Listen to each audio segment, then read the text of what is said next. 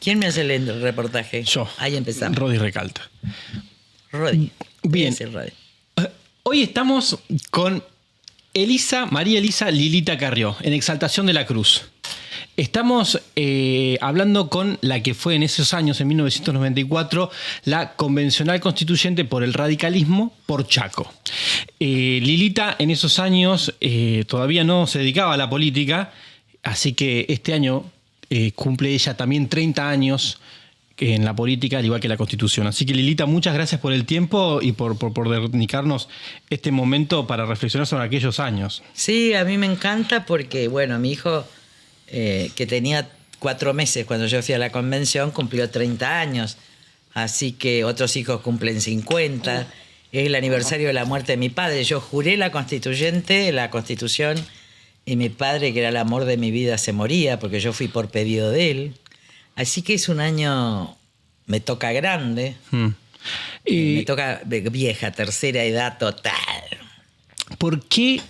¿Cómo es eso que tu padre te pidió ir a la Constituyente? Porque yo era profesora titular por concurso en la universidad, sí, de Derecho Constitucional, de Derecho Político, era panelista, había escrito libros, era una jurista muy conocida. Y entonces Luis León, que estaba enemistado había una interna en el Partido Radical entre los que estaban de acuerdo con el Pacto de Olivo y los que no. Entonces Luis León, que era antipactista, era un senador, le fue a decir a mi papá, primero me llamó a mí, le dije, miren, yo no tengo interés porque tenía un estudio muy grande, tenía 8 hijos, en los míos, en los tuyos y los nuestros, tenía hijos estudiando en Buenos Aires, así que yo ganaba muchísimo dinero y era el principal sostén de mi familia. Pero bueno, mi papá ya estaba acostado en mi cama, a la que voy yo ahora, en mi cuarto, se estaba muriendo de cáncer. Y yo me senté en la otra cama. Y le dije, me acuerdo porque eran las mismas camas mías, que eran francesas, de tipo francés. Entonces yo me senté y le dije, papi, yo voy a hacer lo que vos quieras. Porque en definitiva, yo era una libre pensadora, no era exactamente radical, digo, no me había afiliado nunca a un partido, ni me hubiera afiliado. Pero yo le debía eso a mi padre. Y me dijo, a mí me gustaría verte antes de morir. Y entonces le digo, pero el problema es el siguiente, ya estaba Luis León, que era amigo de mi padre toda la vida, pero que uno se saludaba o no se saludaba según que haya interna o no. Claro. Y entonces Luis... le dije, pero papi, le digo, yo voy a votar en contra del núcleo de conciencias básicas porque estoy en contra del Pacto de Olivos. Y además le dije algo que cumplí por 30 años. Yo nunca voy a votar algo contrario a lo que enseño en la universidad, que tengo 20 años, 21 años. Y así fue, por eso no voto facultades delegadas. Y entonces lo llamaron a Alfonsín. Y Alfonsín, que lo amaba porque eran íntimos amigos. Mi papá fundó el Movimiento de Renovación y Cambio. Éramos amigos de familia. Yo me acuerdo en Mar del Plata, en Los Troncos, que mi papá le hacía fiestas a Raúl cuando Raúl no era nada. Era solo diputado de la provincia de Buenos Aires. Yo lo conocí a los 11 años en mi casa. Y le dijo, bueno, no te preocupes, Coco, yo me hago cargo de la nena. Y esta es la nena. 30 que no años se después. pudo hacer cargo, sí. No se pudo hacer cargo. Y ahí viene lo de Corach, ¿no? ¿Qué pasó con Corach? Claro, Corach era el que manejaba la comisión redactora, Claro, el que presidente. Era ministro del Interior. No, Presidente era Eduardo Menem, era el presidente de la comisión redactora. Así que yo voy, para que no moleste, me voy, como era una especialista, me mandan a tratados internacionales, que era lo que yo quería. Y me mandan a la redactora, porque para redactar una constitución se necesitaban juristas. Y entonces, en un momento de la redactora, cuando empieza a funcionar, Corach le dice a Alfonsín, por favor, manejala a la nena, manejala a Carrió. Y entonces, manejala a Carrió, pues yo no la puedo manejar. Y entonces Alfonsín le dice, yo me encargo de la nena. Pasaron unos días, y me dijo, ¿sabes qué? La nena me domina a mí. Me está redactando toda la Constitución. Esta creo que es la anécdota entre Corach. Y después a los 25 años yo le dije a Corach, a mí Alfonsín me la contó. Ya cuando se estaba por morir, yo fui a la casa de su familia en Santa Fe, sí, donde estaba también su exmujer, su ex esposa, Y ahí me contó esta anécdota de... Porque él entraba entre el amor y el odio conmigo, porque yo fui la hija rebelde. Claro. O sea, me adoraba, le gustaba discutir conmigo filosofía, pero además no bancaba que yo no obedezca. La comisión redactora en ese momento se decía que funcionaba como una especie de constituyente paralela, porque todo se tocaba. Todo se tocó. ¿Por qué eso? ¿Y cómo era el vínculo con el resto de los constituyentes que no eran parte de la redactora? Y yo no me acuerdo, porque estaba todo el día trabajando en la redacción. Así que de lo que me acuerdo, sí es de la comisión de tratados, que nosotros solucionamos el problema, porque antes de la constituyente no se sabía qué jerarquía tenían los tratados. Si eran superior a la ley, igual a la ley. Entonces la Corte, bueno, no viene al caso. Entonces lo que pusimos ahí, iba para eso nada más, la reforma de tratados, y pusimos ahí que eran superior a la ley e inferiores a la Constitución. ¿Está claro? Está claro. Resolvimos ese tema. Pero al mismo tiempo habilitamos la jerarquía constitucional de los tratados de derechos humanos, y eso fue una subversión jurídica, porque obligamos a los jueces a aplicar los tratados, sobre todo de derechos humanos, y ahí vino una gran discusión, y bueno, finalmente la redactora final, en pelea con Barra, estaba Alicia Oliveira. También estaba este hombre, ¿cómo se llama? Este que ustedes entrevistaron. ¿Rosati? No, el otro, el que yo dije Paisao. que era Paisado. Encontramos la salida por los tratados sobre derechos del niño, pero la verdad es que yo iba a la mañana. Primero me acostaba a las 4 de la mañana. ¿Por qué? Porque mis dos asesoras íbamos a Tía María. ¿Qué es Tía María? Tía María era un bar. Sí. Yo tenía 37 años. Pero yo te imaginas que estaba con un hijo pendiente que si mi papá se moría, si el otro necesitaba la teta, si el estudio cómo andaba. Pero iban mis asesoras y se ponían de novios con algunos periodistas. Entonces llamaban al departamento mío y yo le decía, llámatela, llama a La Nación. Bueno, y a la noche después íbamos a un bar que se llamaba Tía María, que es del Midachi. No, Ramón Antigua. Ramón Antigua. Ramón Antigua. Entonces íbamos todos, Sí. y yo estaba como madama y cuidando a mis asesoras. Sí. Y nos reíamos, era brutal. Entonces yo me acostaba a las 4 de la mañana, pero a las 8 Había que estar. me despertaba. Cuando entraba a la convención me pedían documentos, porque yo no tenía apariencia De constituyente. de constituyente. A mis asesoras no, porque eran bien vestidos. Yo iba con una cola, te imaginas, con todos los problemas que yo tenía. Tenía buena ropa, pero yo ni me pintaba, nada había tenido. Entonces me pedían documentos. Me acuerdo un día que cuando entro, estoy buscando los documentos, porque yo nunca tengo documentos, y entra el negro Yoma con esas botas de cowboy y dice, déjenla pasar si es la mejor convencional. El otro día hablé con el negro Yoma, porque se crearon amistades para toda la vida ahí, ¿no? ¿No conocías gente de la política por fuera de Chaco? ¿O los Sí. fuiste conociendo ahí? No, yo conocía a mucha gente y lo conocía porque vos pensás que en mi casa estuvo a Frondizi. Mi padre era íntimo amigo de Ilia. Yo me crié con Ilia. Ilia festejaba los cumpleaños en la casa de mi abuelo. Tengo fotos. Ahí tengo fotos de chiquitita. O sea, la política no era algo ajeno a mi vos. casa, pero sí a mí. Ok. O sea, en mi casa nosotros conocíamos... Mi papá era amigo de todo el mundo. Además era muy amigo de los Pedrini, que eran del PJ, de Vittel. Los hijos de Vittel eran... O sea, era todo muy transversal. Sí. Incluso en la dictadura, dirigente Adán Pedrini estuvo preso en mi casa. Y mi mamá era funcionaria de la dictadura, pero los peronistas estaban presos en mi casa. Mi papá se hartó y se fue a la estancia, pues decía que había demasiado. La reunión del peronismo se hacía en mi casa. O sea, muy provincial todo. Pero me acuerdo que Adán tenía novias, entonces yo le di mi cuarto a Adán Pedrini, que lo trataban de monto. Conseguimos que venga a mi casa, pero después vino una novia, entonces mi mamá le dio su cuarto. Yo terminé no sé dónde, en el garage. O sea, fue un reducto de detención del peronismo en mi casa. Y Lilita, y cuando salís de la convención, ¿salís con la idea de ingresar a la política? No. ¿Volvés a tu casa? ¿Cómo es Obvio, esa transición? Yo tenía un gran estudio jurídico, era profesora titular, que lo que más me gusta es enseñar. Pensaba que ser titular... Yo siempre hice la profesión o la justicia, donde llegué a cargos altísimos antes de irme a los 30, justamente para bancarme la universidad.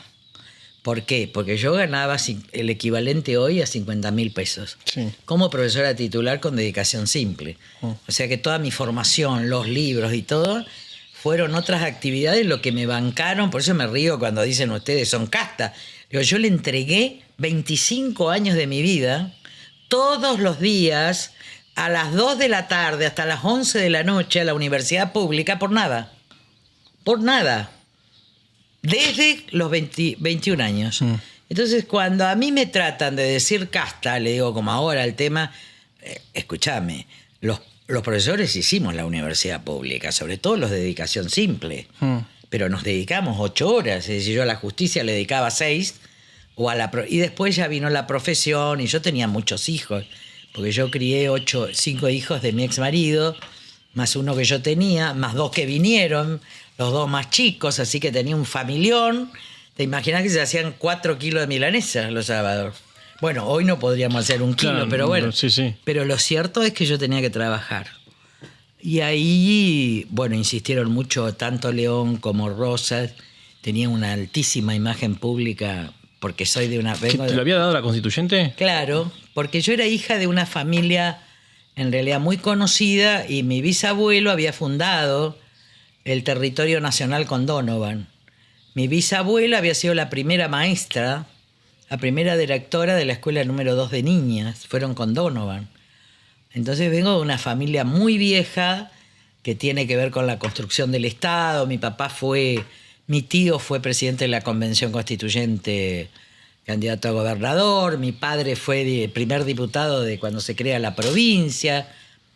Claro. Pero hay la una verdad tradición. es que mi papá era amigo de todo el mundo y nosotros teníamos otras amistades, más ligadas también a la cultura. En mi casa iba Alicia Jurado porque iba a hablar de Borges. Mi mamá es profesora de filosofía y letras. Entiendo. Íbamos al fogón de los arrieros. Yo vivía, y eso sí, criticaba. Pero como critican ahora los que están bien económicamente y de ahí decían la política no sirve.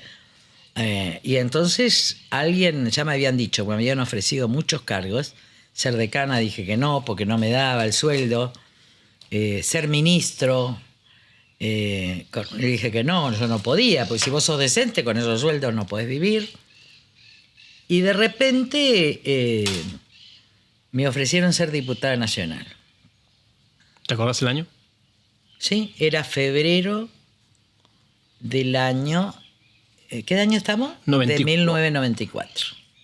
Iba Rosas todos los días a mi casa. O sea, antes de la constituyente te ofrecen ser diputada. No, perdón, después de la Constitución, del del año 95. 95. Entonces iba Rosas todos los días, yo volví de Punta del Este, iba todos los días. Y yo le decía que yo ayudaba desde afuera, pero que no. Porque tenía una enorme responsabilidad personal, un hijo...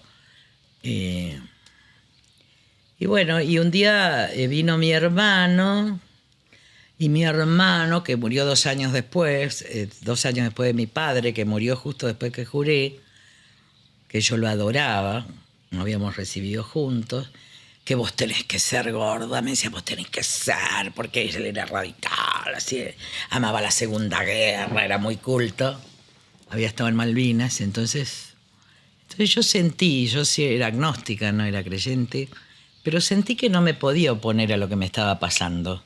Porque finalmente yo fui a la constituyente por error, digo. Yo no tenía ganas de ir, porque yo no soy una persona... Yo detesto los cargos.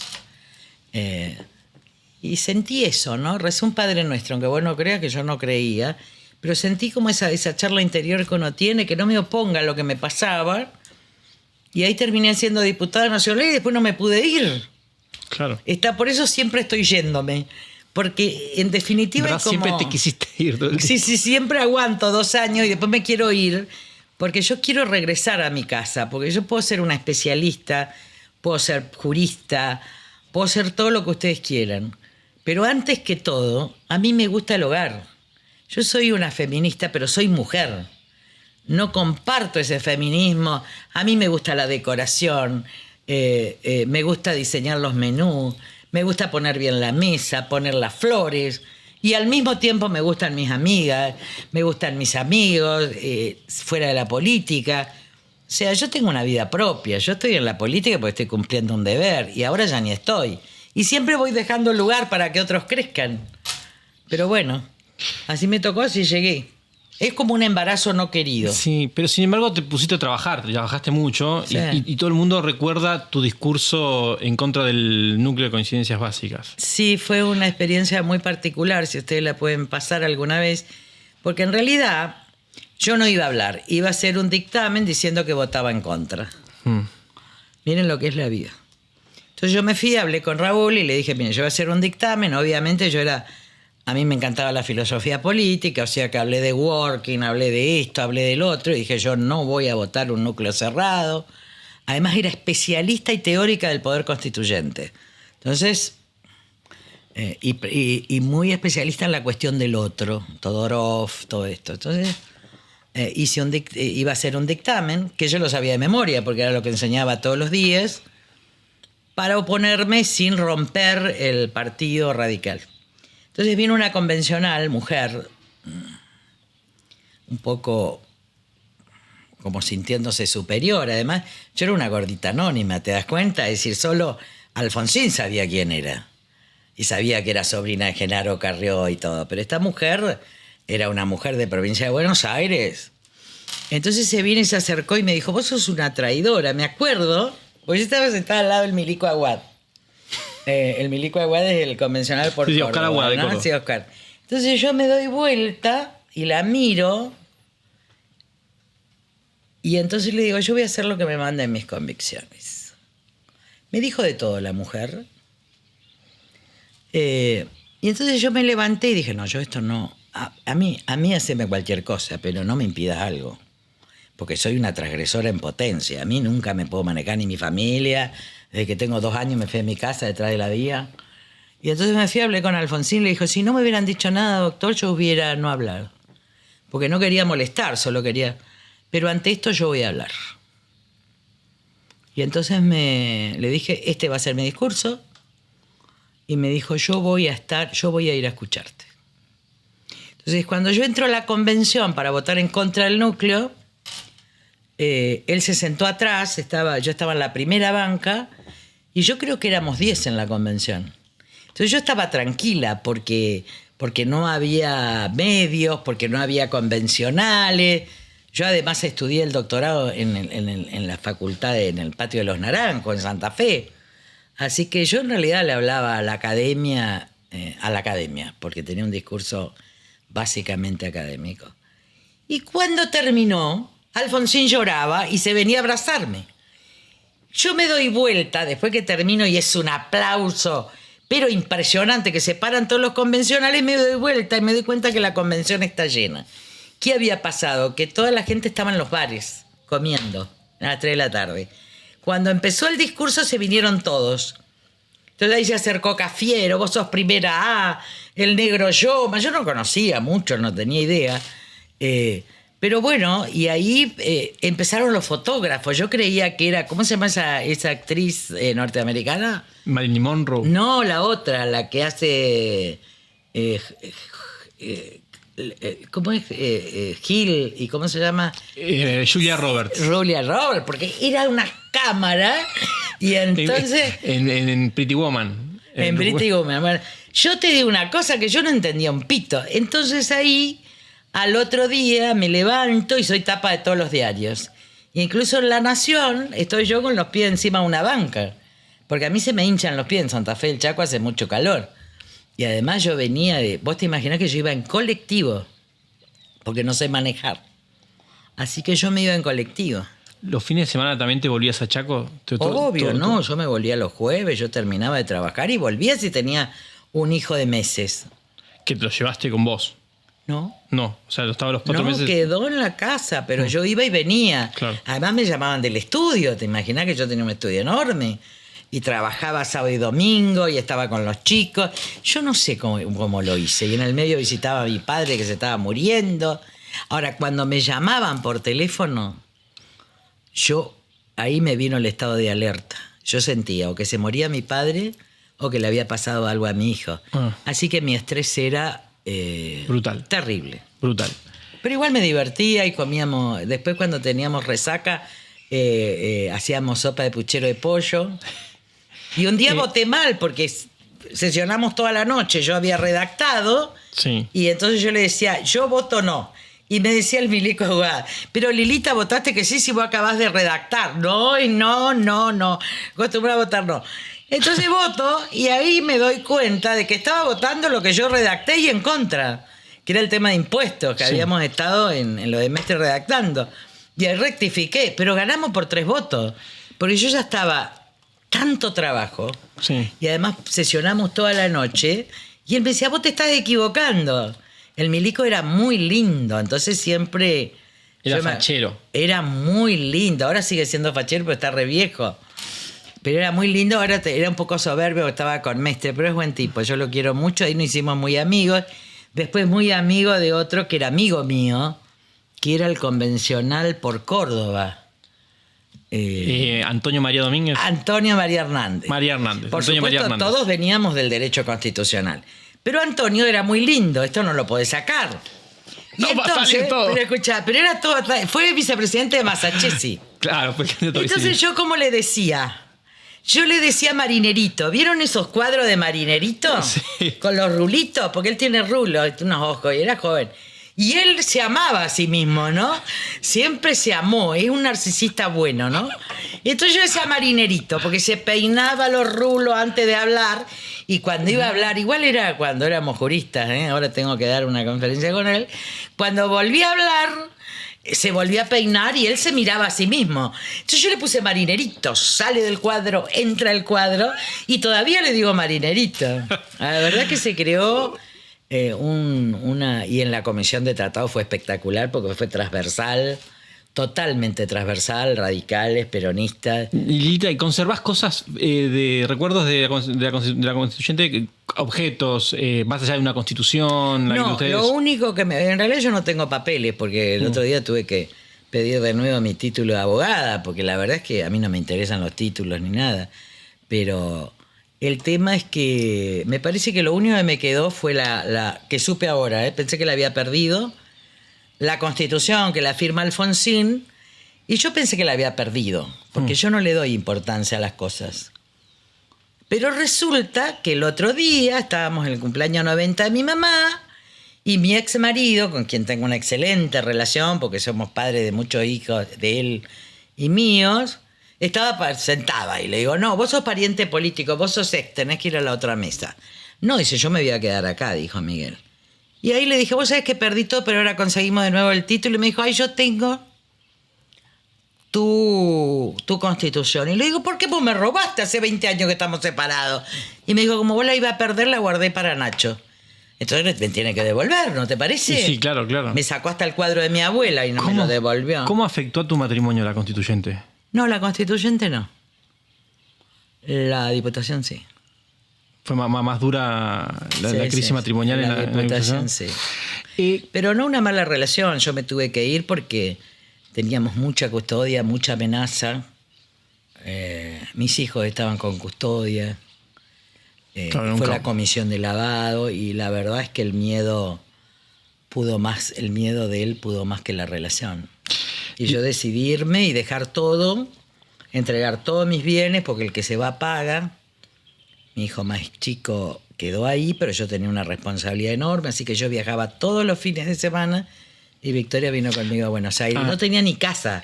Es el momento en que te mudas a Buenos Aires, en el claro, 2001. Pero vivía en un departamento, no en el 99, ya en el 2000. 29. Entonces yo tenía un departamento que lo había comprado para cuando iba. Yo vivía en una casa enorme. Pero dejé todo, autos, departamentos, casa, todo. Yo lo único que saqué, algunos muebles, porque eran de Inglés Style y cuadros de mi familia y qué sé yo. Y yo lloraba, porque me quedé sin hogar, la verdad. Estaba en mi departamento de Marcelo Tey Paraná y lloraba. Ahí me convertí. Y de repente un día, volviendo, yo le pedí a la Virgen que me dé un lugar. Pues yo no puedo vivir en un departamento chiquito. Y miré para arriba y se alquila.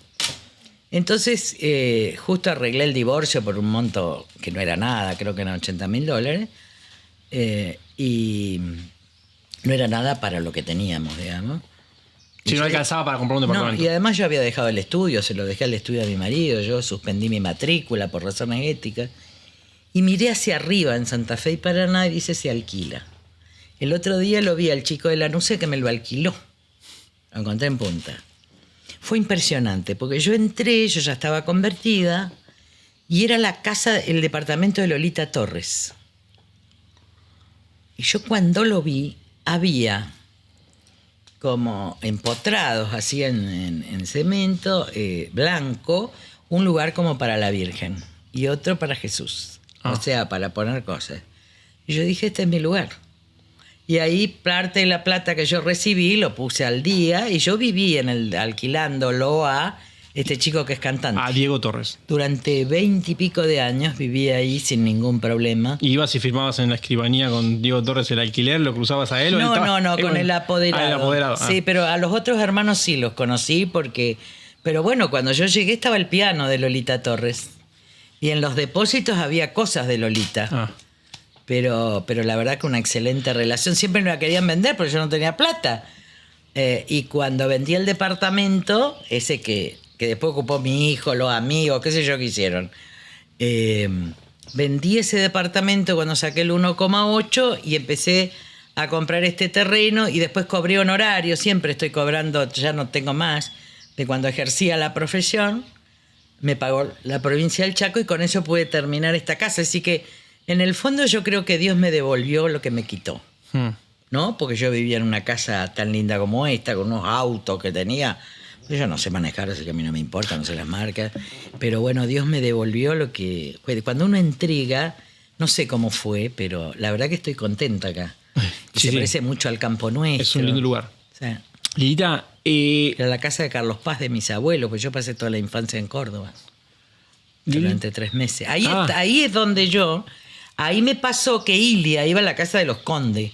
Sanatorio Conde era el sanatorio de Carlos Paz por excelencia. Después estaban los helados Laponia, yo no puedo dejar de olvidarme, porque fueron los primeros helados de crema. En el patio de la casa del Sanatorio Conde era una casa así de piedra enorme, ante el puente, pero detrás de eso, en bajada, estaban las casas del doctor Conde y las casas del Negro y el Rubio. El doctor Conde era el secretario privado de Alfonsín. Entonces, yo recuerdo tener... Primero tengo ahí una foto con él de 8 años o 7 años, cuando él va a Resistencia. Sí. Y comían los Condes en mi casa, porque en ese momento, cuando inaugura el aeropuerto, y Alfonsín, y Ilia. Pero después del golpe, la mujer siempre iba, porque cumplen años. Y yo estaba sentadita así. Y él hablaba del golpe. Y hablaba de su presidencia. Yo ahí me hice republicana.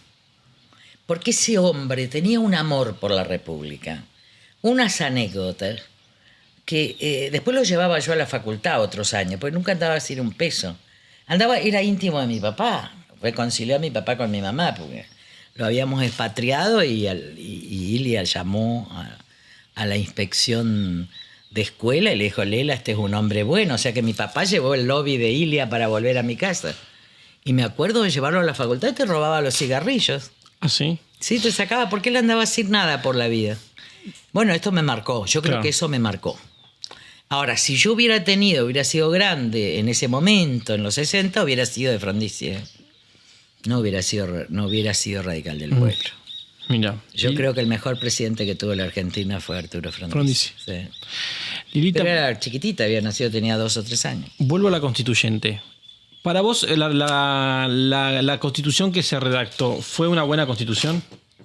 En el núcleo de conciencias básicas no, el resto sí. No en el núcleo porque en realidad fue así. Se hizo el Pacto de Olivos y una vez que el menemismo logró el Pacto de Olivos, empezó una vez que no se acordó la letra chica. En consecuencia, hay 2 puntos que están muy mal, otros que están bien, pero 2 puntos. Primero, yo ya había hecho escrito sobre que el Consejo de la Magistratura no era el mejor sistema, de que había que haber escuela judicial y concursos de antecedentes de oposición, porque había manejado el Consejo de la Magistratura siendo secretaria de la Corte en el Chaco. Me di cuenta que se politizaba demasiado.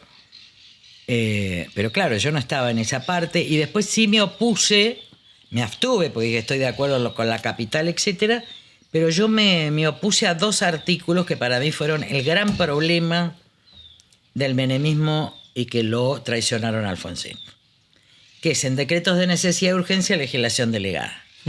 Porque el artículo empieza diciendo lo que quería Alfonsín: se prohíben los decretos de necesidad y urgencia. Pero inmediatamente dice salvo que por motivos graves, etcétera, no esté en funcionamiento del Congreso. Entonces ahí habilitó. ¿Entendés? Es una prohibición habilitante y a partir de ahí estaban. Pero el peor problema fue legislación delegada. Porque dijo, se prohíbe expresamente la delegación legislativa, salvo en determinadas cuestiones y por tiempo determinado de administración. Y ahí me opuse, lo cité a Weber, le dije que por ahí venían los intereses particulares y de hecho de ahí vino el hiperpresidencialismo. Si yo dije, acá vamos al hiperpresidencialismo, porque uno que manejaba jurisprudencia, le digo, esto usado por el menemismo, y allí empezó, agravado por el kirchnerismo y ahora agravado con el gobierno de Milei, con un DNU que tiene cuestiones de derecho común que nada tienen de necesidad o urgencia. Pero la verdad es que en eso fracasó y ganó la Constitución. No es que yo tuve que redactarlo, pero ganó en la jerarquía constitucional de los tratados de derechos humanos y eso se reconoce en todo el mundo. Sí. Pero me acuerdo que casi nos voltearon la convención para que no se apruebe. Hubo un lobby de ADEPA tan fuerte para que no se ponga la Convención Interamericana. Yo por total no me preocupaba. ¿Cómo es eso? Que estaba Dalavía en representación, el que ahora es presidente de la Cámara Nacional Electoral, que no fundó la Asociación Argentina, pero que nos encontrábamos en los congresos de Derecho Constitucional.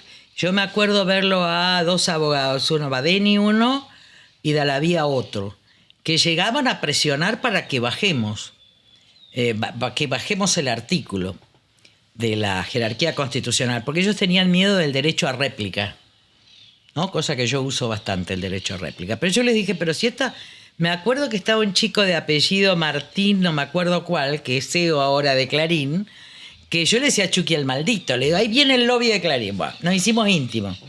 A veces veníamos a Buenos Aires juntos. Entonces le digo, pero ¿no se dan cuenta que este artículo 13 es la mejor garantía de la libertad de expresión en la Argentina? Me lo van a agradecer después. Bueno, la cosa que yo le decía al lobista, Martín Echevers, me adora, pero yo le decía lobista, pero éramos íntimos, pero yo siempre los lobistas los denuncié. Yo no tengo problemas con eso. Y la cuestión que la verdad es que la norma se sancionó porque había diputados que iban a romper. Y yo me acuerdo del lobby, me acuerdo de una reunión donde Alfonsín me dice, mirá, hay una gran presión para que bajemos. Entonces yo le dije, estaba un tipazo que es muy amigo mío, Marcelo Stubrin, también era convencional, que era de Santa Fe, y entonces yo le dije, bueno, mire Raúl, si usted quiere bajar esto, yo me voy de la convención. Porque si el radicalismo llegó a la convención interamericana y él aprobó, y nosotros no lo llevamos a jerarquía constitucional, yo acá no tengo nada que hacer. Alfonsín me mira, lo mira a Marcelo Stubrin, esto lo pueden chequear, y yo no entendí la palabra y le dijo, bueno, vamos para adelante, me dijo, y vos sos el comisario para defenderla. Que era, Marcelo fue el comisario político, yo no sabía que era ser comisario político, pero era el tipo que estaba puesto por Alfonsín para defenderme a mí en la pelea con Barra que lo quería bajar, en la lucha con muchos radicales que estaban muy influidos por ADEPA. Bueno, cuando vamos a la sesión, yo no llegué a hablar. Yo hice mi inserción, y eso que redacté las normas. Porque se caía la convención. Como ya se había aprobado el núcleo de coincidencias básicas, bajó una orden Menem de que se sacara eso. Y el que salvó ese artículo, porque no sé por qué, pero siempre tuvo adoración conmigo, y nadie puede creer esta paradoja, porque yo nunca lo voté como presidente de la Cámara, fue Alberto Pierri. Alberto Pierri, dijo, moción de orden se vota, porque se dio cuenta que se caía. Y la verdad que él siempre me escuchaba a mí, porque decía, yo aprendo con Carrió. La verdad que nunca lo voté para presidente yo.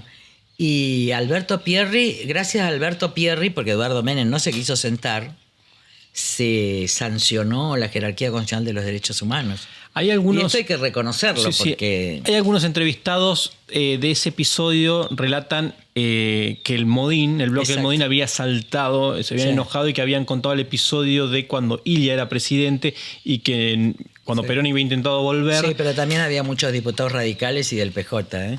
Yo me acuerdo de Berongaray.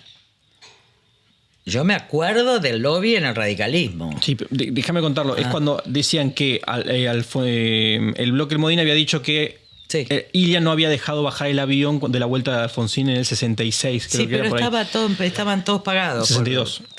El Modín estaba pagado por Duhalde en ese momento. ¿No se acuerdan que se acordó con el Modín por 20 millones en la reconstitución de la provincia de Buenos Aires?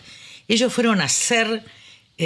había un acuerdo tácito de bardear, digamos, de alguna manera y destruir esa comisión y ese dictamen, porque tuvimos presiones todo el tiempo.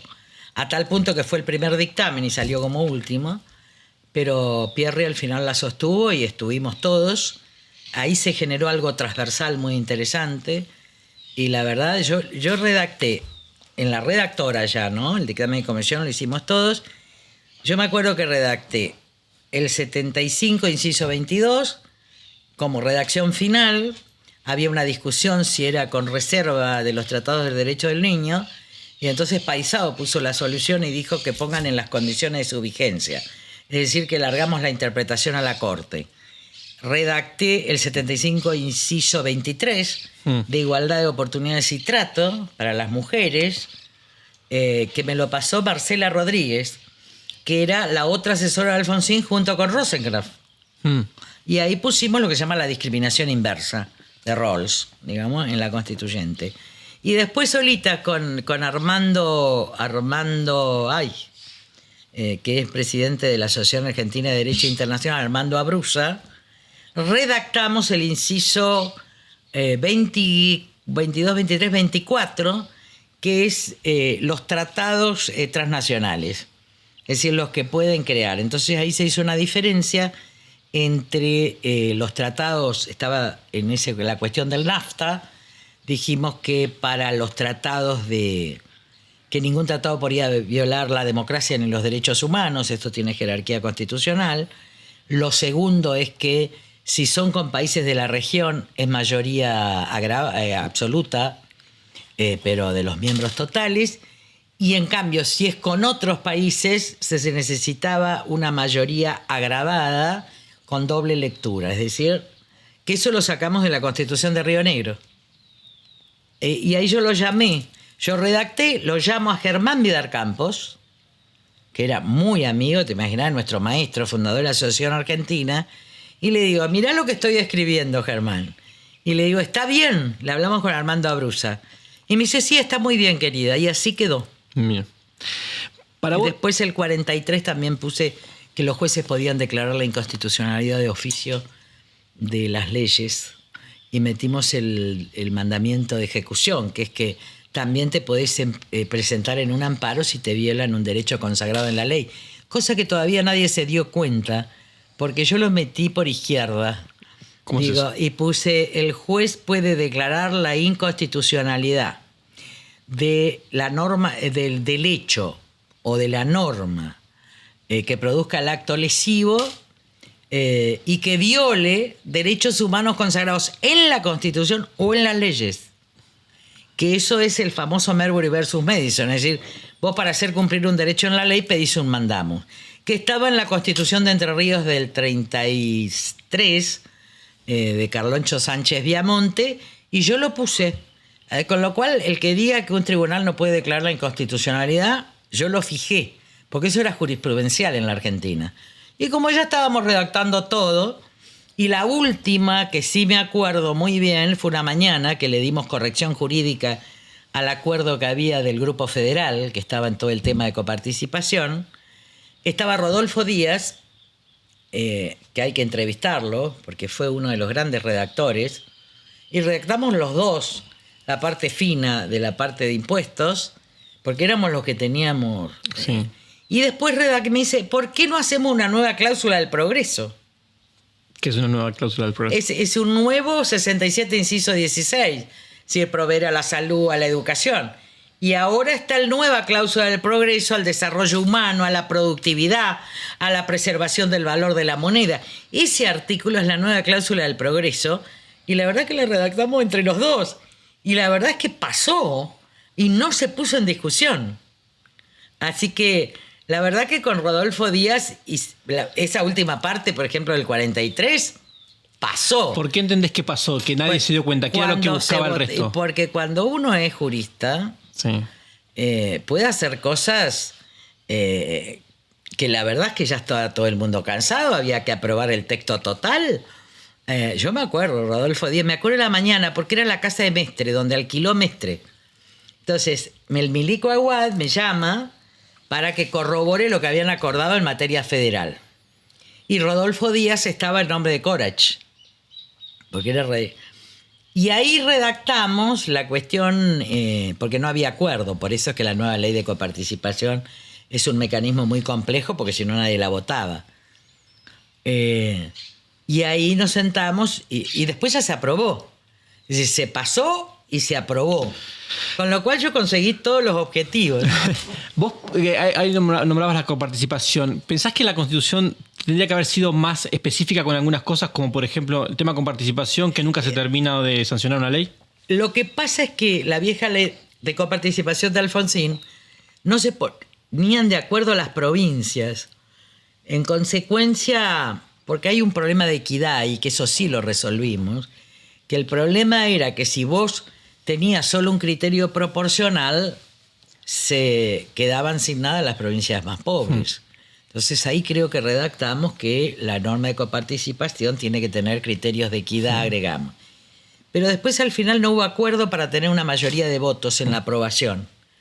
De todas maneras, me parece que cualquier gobierno puede establecer un ministerio de coparticipación y empezar a acordar una ley de coparticipación hasta lograr un nivel de consensos que logre una baja de impuestos y una distribución equitativa de los ingresos, pero teniendo en cuenta, por ejemplo, los problemas que tiene Provincia de Buenos Aires, que recibe mucho menos en relación, por ejemplo, a lo que per cápita recibe Tierra del Fuego. Claro. Es decir, yo prefiero darle a cada ciudadano de Tierra del Fuego un montón de dólares antes de darle el sistema que beneficia a Cherrakowski y darle esa coparticipación. Digamos, hay distorsiones y creo que por eso es muy importante el acuerdo y el consenso y que no haya agravios. Me acuerdo que con Caferata Nores, diputado nacional, eximio, jurista de Córdoba, que hizo el Código Procesal Penal cuando ya éramos diputados, habíamos hecho un esquema de coparticipación, que primero se derivara, se tuviera en cuenta una provincia más, se incluía la capital, y primero, antes de repartir entre nación y provincia, se pagara el ingreso ciudadano a la niñez y el ingreso ciudadano a la vejez. Entiendo. ¿Está? Y después el reparto primario y secundario, que creo que es lo que va a tener que hacer para que todos sostengan equitativamente lo que es, por ejemplo, los jubilaciones que no hacen aportes, o la Guache, que es un proyecto nuestro, en definitiva, del año 96, ¿no? Lilita, otra persona que empezó a tener visibilidad en la constituyente fue Cristina Kirchner, que años más tarde se convirtió también en rival política tuya. ¿Cómo era tu relación con ella en el 94, en la constituyente? Bueno, la verdad es que yo nunca tuve mala relación con Cristina. Cristina entraba con la misma... Yo creo que Cristina tiene un problema de inseguridad enorme. Entonces se vestía con muchos dólares, quería parecer, iba con el Rolex de oro a las 10 de la mañana en una provincia tradicional como Santa Fe. Yo veía como algo ridículo, porque la verdad que entrar con un tapado de bisón a las 9 de la mañana... Hacía frío, era invierno, ¿Cómo ¿no? se llama así? ¿Cómo se llama la avenida que es tan conocida, donde vivían los Iturraspe y todo, donde está la Facultad de Derecho? El Boulevard. La verdad que a mí me parecían ridículas. Yo tenía tapado de bisón, pero no me iba a poner a las 10 de la mañana en una ciudad de provincia. Era una cosa... a mí me dio mucho asco la vulgaridad y el mucho dinero que se ostentaba. Y después sí recuerdo, ella estaba en el núcleo y estaba en la Comisión Federal, porque ellos iban por YPF, que de hecho después fueron a la privatización. Y ella era representante de Cavallo. Era vicepresidente del bloque o secretaria del bloque, estaban siempre con Alacino juntos, entre los dos, y tenían esos micrófonos enormes, ¿vieron? Porque micrófonos enormes, digo, por esos aparatos fálicos que eran los Movicom, Movistar, no sé, de esa época, me parecían un espanto. Los teléfonos. Y sé que no estaba de acuerdo con la jerarquía constitucional de los tratados internacionales. Ahí ella una vez me dijo, yo le dije, bajá. Me dijo, no, yo no voy a quedar mal con un obispo. Eso sí me acuerdo. O sea que la vocación por los derechos humanos de ella es muy posterior. No así Sergio Acevedo, que estuvo siempre con ella, después fue diputado nacional, que seguimos siendo amigos y que es un tipo bárbaro. Y que en definitiva después siendo, mirá, ahora me acuerdo del 2003 cuando viene Kirchner me quería comprar. Entonces Sergio Acevedo era jefe de la CIDE. Después lo echaron ellos mismos porque era decente. Y me dijo que Kirchner me ofrecía todo, ser juez de la Corte, ser ministra de Justicia, el Ministerio de Educación, y yo le dije que no, que yo iba a hacer una oposición constructiva, pero que vos mismo me dijiste que ellos eran corruptos, le dije. Al otro día me acordé. Entonces ahí rechacé y ahí vino Balito Romá y me dijo, bueno, si vos no aceptás, el PJ te va a destrozar. Y del miedo se va Balito Romá. Y entonces yo le contesté, ese era Fernández, Alberto Fernández. Porque Alberto Fernández era el que siempre estaba hablando para que acuerde. Sí. Y yo le dije, mira, yo nunca voy a ser cooptada, salvo por un choripán. Digo, y menos por unos vulgares ordinarios. Así que yo voy a ser linchera, pero nunca cooptada por estos vulgares y ordinarios. Y ahí quedó, los Fernández son ordinarias. Porque lo peor que le puedes decir a un nuevo rico es que es vulgar. Y Aníbal y el otro. para ir redondeando. Sí. Te cuento muchos chismes, ¿no? Bastante. Tenés una gran memoria de esos años. Pero quedó. Yo tengo una memoria de todo. Yo como Funes el memorioso. Pero quedamos muchos amigos. Alfredo Bravo, sí, que estaba por el socialismo. Barcesat también, después se radicalizó, pero me acuerdo. Yo incluso fui jurado de un concurso en la Universidad de Buenos Aires, donde les tomé a todos los que hoy son adjuntos de derechos humanos. Hay periodistas ahí. A Barcesat también le tomé examen, salió segundo. La verdad que quedó una enorme amistad entre los que fuimos convencionales transversal. Con algunos no. No, sí que entiendo. Otros desaparecieron. Pero con Cafiero quedó, Cafiero padre, una relación excelente. Con su hija también. El negro Yoma siempre debatimos porque íbamos a los programas de Mariano Grondona. Entonces él era menemista, decía ridiculeces. Y yo le decía, senador, desde el ridículo no sé. El otro día nos hablábamos y nos llorábamos de la risa. Porque algo sí tuvo la época menemista, ¿no? Yo luchaba contra la corrupción, contra los asesinatos de testigos. Soy muy amiga de Zulema Yoma de esa época, ¿no? Después que le matan el hijo. Pero tenían algo, te respetaban. Por ejemplo, te decían, mire, ella es honesta, ella no tranza como los radicales. Porque la verdad que los radicales acordaban. Y yo no. Dije, a mí me mandaron acá y dije, para respetar la Constitución. Y después ya con los plenos poderes a caballo me voy porque y los denuncio a todos mis amigos por traición a la patria, por violación al 29. Para vos la Constitución... Ahora era una leprosa en ese momento, ni Mario Negri se acercaba a hablarme conmigo. Y uno que me decía, el Vite Falla, me decía, pero si podés ser jefe de gabinete, porque de la Rúa me adoraba. Me dice, pero le digo, si a mí no me importa, ¿no ves? ¿Viste que yo no puedo? No es que no quiero, no puedo. No puedo violar mi conciencia. Y esto lo vuelvo a repetir hoy. No van a poder con mi conciencia. No pueden. Porque prefiero morirme así, sin un voto. Además no me importan los trolls. La verdad que estoy igual. A mí me gusta esto de cumplir 30 años. Y a mí los alumnos me decían por todo el país, es la misma. Y bueno, soy la misma. Y los otros profesores de Derecho Constitucional decían, está loca. Es brillante, pero está loca. Sí. La locura ha sido un acto de lucidez mío. Bueno, Lilita, muchísimas gracias por el tiempo que nos dedicaste. No. y un gran cariño y un homenaje a todos los que estuvieron ahí. Alicia Oliveira, que tuvo un papel impresionante y que murió. Me quiero acordar de mucha gente muy valiosa. Mucha gente murió. Cafiero murió. Hubo de todo. Pero el clima, que yo haya estado en el Patio de los Naranjos, en un lugar tan afecto a mí, porque ahí fui al primer Congreso de Derecho Constitucional, ahí fundamos la Asociación Argentina, es como que la vida encontró un sentido. Decía, pues yo quería ser profesora de Derecho Privado, ¿no? Porque a mí me gusta lo privado, no me gusta lo público. Pero ahí encontré por qué Dios me abría las tranqueras para ser especialista en lo que yo no quería. Es como decir, yo te llevo por este camino, ascendía, ganaba los concursos. Yo decía, pero si yo quería hacer Derecho Privado, no quería ser pública, siempre quise ser... A mí me gusta estar con mis amigas, hablar de lápiz de labio, enseñar filosofía, ¿me entendés? Y matarme de risa. Yo no tengo esa desesperación por el poder, porque yo lo vivía el poder desde chica. En consecuencia, yo decía, ¿y estos tipos quieren ser presidentes? ¿Entendés? Sí. Por eso ahora tampoco Ahora ponen a cada presidente sin hipocampo, que yo ya digo... Este país le falta el hipocampo, no tiene concepto, no tiene principio. Hay una pandemia de estupidez humana, pero yo no la puedo resolver. Lo único que puedo resolver es el amor a la Argentina, el amor a la Constitución del 53, el amor a la Constitución de 1860, el amor a la Constitución del 94 y su defensa irrestricta en defensa de todos los hombres y mujeres de la nación, me quieran o no me quieran. Me troleen o no me troleen, yo los quiero igual. Porque en el fondo, el problema es la ignorancia y la mediocridad. Y esto también viene de una clase política que no lee. Falta arete, falta excelencia del espíritu.